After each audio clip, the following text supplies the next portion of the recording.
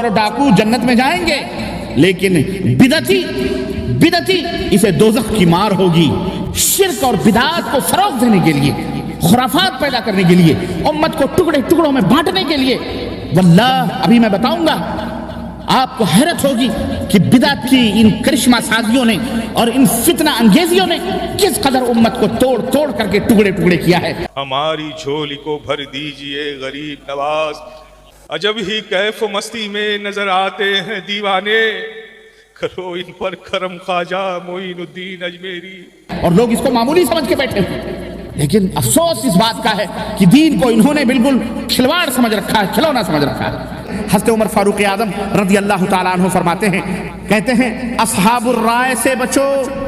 اصحاب الرائے کون ہیں؟ یہ بدعتی جن کے پاس دلیل نہیں ہوتی اور لوگوں کو سکھاتے کیا ہیں؟ بتاؤں لوگوں کو کیا سکھلاتے ہیں؟ کہتے ہیں دلیل کون مانگتا ہے؟ دلیل وہ مانگتا ہے جو ذلیل ہوتا ہے۔ واللہ ولعنت اللہ علی الکاذبین، اللہ جھوٹوں پر لعنت فرمائے، بولو آمین۔ ہمارے ہندوستان کا ایک بہت بڑا سید برادری کا آدمی اپنے آپ کو ہاشمی لکھتا تھا، اس نے کہا دلیل وہ مانگتا ہے جو ذلیل ہوتا ہے۔ کہا ثبوت؟ کہا اللہ تعالیٰ نے قرآن کریم کے اندر جب حضرت آدم علیہ السلام کی تخلیق فرمائی اور پیدا فرمایا اور تمام فرشتوں سے کہا کہ اے میرے فرشتوں آدم کو سجدہ کرو، سارے فرشتے سجدے میں چلے گئے، لیکن شیطان نے سجدہ نہیں کیا۔ اللہ تعالیٰ نے فرمایا کہ ابلیس تو نے سجدہ کیوں نہیں کیا؟ اس نے دلیل مانگی، اے اللہ سجدہ تو تیرے لیے جائز ہے، آدم کے لیے سجدہ کرنے کی دلیل چاہیے۔ جب اس نے دلیل مانگی تو ذلیل ہو گیا۔ پڑھیے درود پاک، اللہم صلی علی سیدنا مولانا محمد صلاۃ و سلام علیک یا رسول، نعرے رسالت۔ اب وہاں شیطان کھودتا ہے، دلیل دے، دلیل۔ یہ ہیں وَيَتَّبِعُونَ مَا تَشَابَهَ مِنْهُ، یہ لوگ ہیں متشابہ آیتوں کے پیچھے پڑھ کر گمراہ۔ دیکھیں قرآن سے دلیل دے رہا ہے، اب امت نعرہ لگا رہی ہے پیچھے۔ جو دلیل مانگتا ہے وہ کون ہوتا ہے؟ ذلیل ہوتا ہے۔ فرشتوں نے دلیل نہ مانگی، ملائکہ کہلائے گئے، قدوسیت کے مقام پہ فائز ہوئے، پاک اور صاف ہو گئے۔ ابلیس نے دلیل مانگی، ذلیل ہو گیا۔ آج بھی اگر کوئی بات تم کہتے ہو، اگر کوئی دلیل مانگے سمجھ لو یہ ذلیلوں کی ٹولی ہے، دلیل مانگے تو سمجھ لو یہ ذلیلوں کی ٹولی ہے، یہ شیطان کے پیچھے چلنے والے لوگ ہیں، یہ جو ہے اللہ اور اس کے رسول کے پیچھے چلنے والے لوگ نہیں۔ اب بتاؤ اس کا کیا جواب دو گے؟ میں نے اس تقریر میں شروع میں ہی ایک دلیل دی ہے، اگر کسی کو یاد ہوگی تو کہو کہ اے بدزبان مولوی، تیری اس بکواس سے نعوذ باللہ اللہ بھی ذلیل ہو رہا ہے، کیونکہ اللہ کیا فرما رہا ہے؟ ہاتوا برہانکم ان کنتم صادقین، دلیل دو اگر سچے ہو۔ اللہ دلیل مانگتا ہے تو نعوذ باللہ تیری اس بکواس سے اللہ بھی ذلیل ہے۔ اگر تو یہ کلیہ قاعدہ بیان کر رہا ہے کہ ہر دلیل مانگنے والا ذلیل ہوتا ہے تو اللہ کفار و مشرکین سے ان ہی اسماء سمیتموها انتم وآباؤکم ما انزل اللہ بها من سلطان، یہ ود، یہ یغوث، یہ یعوق، یہ نصر، یہ فلاں، یہ فلاں، یہ لات، یہ عزہ، یہ منات، یہ تم نے تمہارے باپ داداؤں نے نام رکھے ہیں، ما انزل اللہ بها من سلطان، اللہ نے ان کے اوپر کوئی دلیل نازل نہیں فرمائی ہے۔ ہاتوا برہانکم ان کنتم صادقین، اگر تم سچے ہو تو دلیل پیش کرو۔ تو نعوذ باللہ کیا اللہ بھی، استغفر اللہ، اس کی اس بکواس سے اللہ کی ذات قدوسیت پر یہ بتاؤ ضرب پڑتی ہے کہ نہیں پڑتی ہے؟ لیکن بدعتی ہوتا ہے، ابھی میں بتاؤں گا، آگے بڑھو۔ شیخ عبد القادر جیلانی فرما رہے ہیں جو کسی بدعتی کو حقارت اور ذلت سے دیکھے اللہ اس کے لیے جنت میں 100 درجہ بلند رکھتا ہے۔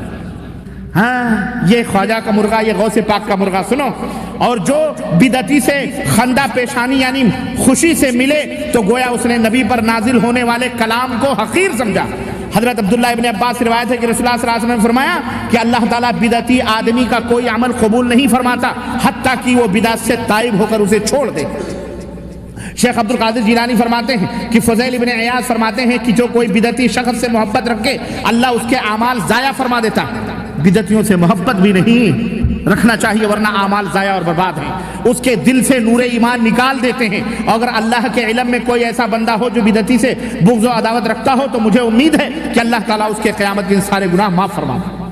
اللہ اکبر۔ سنو، اگرچہ اس کے عمل تھوڑے ہی کیوں نہ ہو، اور اگر راستے میں بدعتی کو دیکھو تو راستہ بدل لو، وہ راستہ ہی چھوڑ دو جہاں سے بدعتی گزرتا۔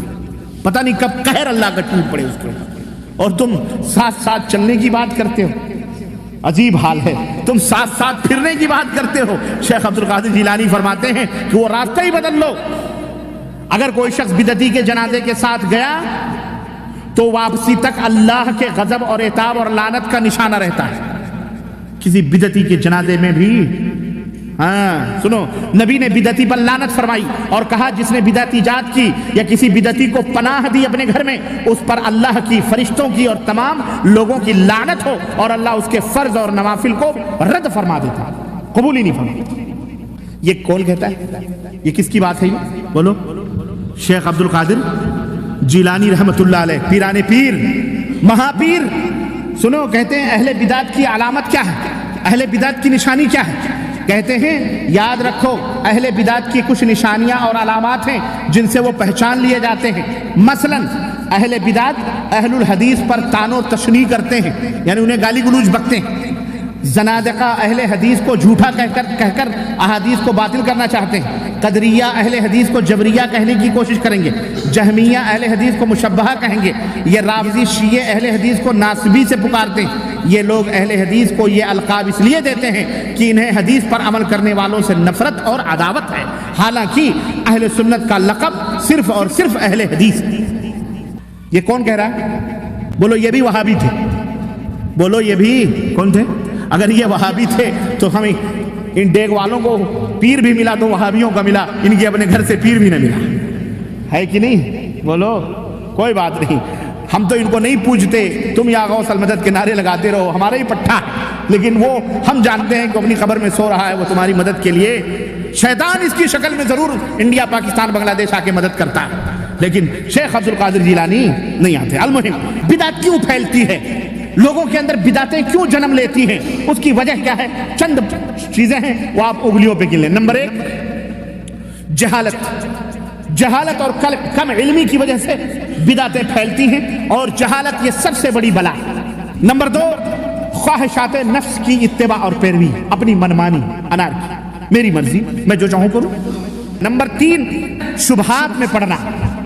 شبہات میں اہل بدعات شبہات میں پڑنے کے سبب بھی بدعات کے شکار ہوتے ہیں. چوتھی چیز ہے صرف عقل کے اوپر عقلی باتیں کرنا.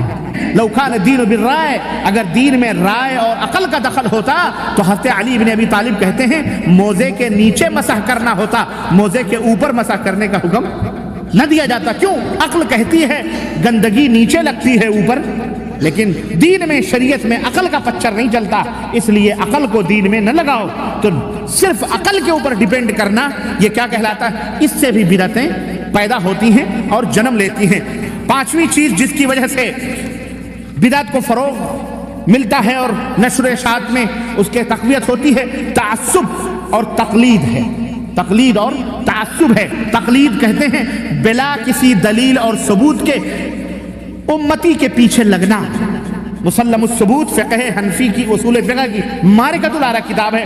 کیا؟ بلا کسی ثبوت کے اور بلا کسی دلیل کے کسی امتی کی بات کو مان لینا، یہ کیا کہلاتا ہے؟ تقلید کہلاتا ہے. اور قرآن کریم میں اللہ ارشاد فرماتا ہے یوم تقلب وجوہہم فی النار یقولون یا لیتنا اطعنا اللہ واطعنا الرسول وقالوا ربنا انا اطعنا سادتنا وکبراءنا فاضلونا السبیل ربنا آتهم ضعفین من العذاب ولعنهم لعنا کبیرا. قیامت کا دن ہوگا جب جہنم کے اندر سب لوگ جائیں گے تو وہاں پر اللہ فرماتا ہے اس دن چہرے جہنم میں الٹ پلٹ کیے جائیں گے. جہنم کی انگار ہوگی، مرغیاں بھونتے ہو نا، مرغیاں ہیں، ایسے ہی تمہیں اللہ نہ کرے، اللہ ہم سب کو محفوظ رکھے جانب سے، بولو آمین. اس دن ان کون لوگ ہوں گے جن کے چہرے بھونے جائیں گے؟ اللہ فرماتا ہے ان کے چہرے انگاروں پر الٹ پلٹ کیے جائیں گے. تو حسرت و افسوس سے کہیں گے کاش ہم اللہ تعالیٰ اور رسول کی اطاعت کیے ہوتے، کاش ہم اللہ اور اس کے رسول کی اطاعت کیے ہوتے. اور کہیں گے اے ہمارے رب، ہم نے اپنے سرداروں کی، اپنے پیروں، مشائخوں، بزرگوں کی اور بڑے بڑے لوگوں کی، اے اللہ ہم نے باتیں مانی جنہوں نے ہمیں صراط مستقیم سے بھٹکا دیا.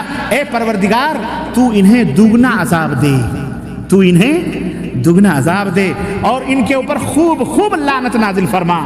اس دن اللہ فرمائے خاموش رہو، خاموش، آج تجھے بھی دگنا عذاب ملے گا اور ان کو تو ملے گا ہی جنہوں نے گمراہ کیا ہے. وہاں نہیں چلے گی تمہاری بددعائیں، وہاں کام نہیں آئیں گی. پھر سنو، برے لوگوں کے ساتھ میل جول اور بدعتیوں کی مجلس میں بیٹھنا یہ بدعت کی نشر و اشاعت کا ایک سبب ہے. اللہ رب العزت نے فرمایا یوم ویوم یعض الظالم علی یدیہ یقول یا لیتنی اتخذت مع الرسول سبیلا یا ویلتا لیتنی لم اتخذ فلانا خلیلا لقد ضلنی عن الذکر بعد اذ جاءنی وَكَانَ الشَّيْطَانُ لِلْإِنسَانِ خَذُولًا. اس دن، قیامت کے دن، ظالم آدمی اپنے ہاتھوں کو چبائے گا، اپنے ہاتھوں کو چبا چبا کر کے کہے گا ہائے میری بربختی، ہائے افسوس، میں نے رسول کی راہ کیوں نہ اختیار کی، کاش میں نے رسول کی راہ اختیار کی ہوتی، ہائے افسوس، کاش میں نے فلاں کو اپنا دوست نہ بنایا ہوتا، اس نے تو مجھے میرے پاس نصیحت آ جانے کے بعد گمراہ کر دیا. ارے نصیحت کی باتیں میں نے سنی تھی، اس کے باوجود بھی اس نے گمراہ کر دیا.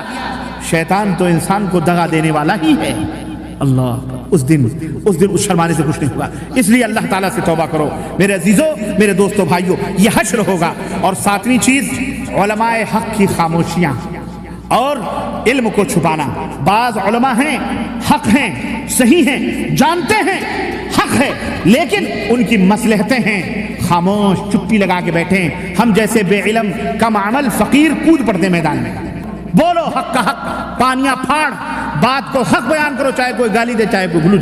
لیکن کچھ لوگ خاموش بیٹھے ہیں، کچھ نہیں. چلو تم بھی جو کرو صحیح ہے، وہ بھی صحیح ہے، وہ بھی صحیح ہے، سب ایک ہی ہو، کوئی بات نہیں. یہ علم کو چھپانا ہے، یہ علم کو چھپانا ہے، امت کو گمراہیوں کے اندر ڈالنا ہے. سنو اللہ رب العزت نے کیا ارشاد فرمایا. اور اگر ایسے لوگوں کے دلوں میں کوئی ایسی بات ہو تو سنو قرآن کریم کیا فرما رہا ہے. اللہ فرما رہا ہے ان الذین یکتمون ما انزلنا من البینات والہدی. سنو جو لوگ ہماری اتاری ہوئی دلیلوں اور ہدایتوں کو چھپاتے ہیں باوجود کہ ہم اسے اپنی کتاب میں لوگوں کے لیے بیان کر چکے ہیں، اولئک یلعنہم اللہ ویلعنہم اللاعنون. یہ وہ لوگ ہیں جن پر اللہ تعالیٰ اور تمام لعنت کرنے والوں کی لعنت ہوتی ہے. الحمدللہ حق کا حق، ہم اسی لیے حق بیان کر دے رہے ہیں تاکہ اس لعنت کے شکار نہ ہو. ہم چھپاتے نہیں ہیں. میاں آپ جو کر رہے ہیں وہ بھی صحیح ہے، وہ جو کر رہے ہیں وہ بھی صحیح ہے، سب صحیح ہے. اختلاف ہی تو رحمت ہے. وہ بھی عمل کر لیتے ہیں، یہ بھی عمل کر لیتے ہیں، اللہ کی مصلحت ہے. چلتے رہو، ان کی جماعت میں اضافہ کرتے رہو کہ سب جہنم میں ڈھکے لے جائیں گے. حق کو چھپانے والے، حق بات کو جان کر سینوں میں دفن کرنے والے قیامت کے دن یہ لعنت کے شکار ہوں گے. اللہ رب العزت نے ایسے لوگوں کے اوپر لعنت فرمائی ہے. اور 8واں سبب بدعات کے پھیلنے کا یہ ہے کہ کافروں کی مشابہت اور ان کی تقلید. جیسا کافر کرتے ہیں عید میلاد النبی آپ منائیں، کیوں؟ اگر کرسچن مناتا ہے کرسمس کا تو ہم کیوں نہ عید میلاد النبی منائیں؟ ہاں، تو یہ کافروں کی تقلید اور ان کی روش اور ان کی مشابہت کی وجہ سے جو ہے یہ بدعتیں فروغ پاتی ہیں. کافروں کے ہاں بھجن ہے مندروں کے اوپر، تو ہمارے ہاں قوالیاں ہیں. ان کے ہاں درگا کی پوجا ہوتی ہے، ہمارے ہاں درگاہ کی پوجا ہوتی ہے کہ نہیں ہوتی؟ بولو زبر اور ضمے کا پیش کا فرق ہے. وہاں درگا ہے، یہاں درگاہ. وہاں بٹھا کے پوجتے ہیں، ہمارے لوگ شیانے ہیں دفن کر کے پوجتے ہیں. وہاں بھی ناریل ہے، یہاں بھی ناریل ہے. وہاں بھی اگر بتیاں اود بتیاں ہیں، یہاں بھی اود بتیاں ہیں. وہاں بھی کتھائیں ہوتی ہیں گھروں کے اندر، یہاں بھی میلاد شریف پڑھے جاتے ہیں. ہوتے ہیں کہ نہیں ہوتے؟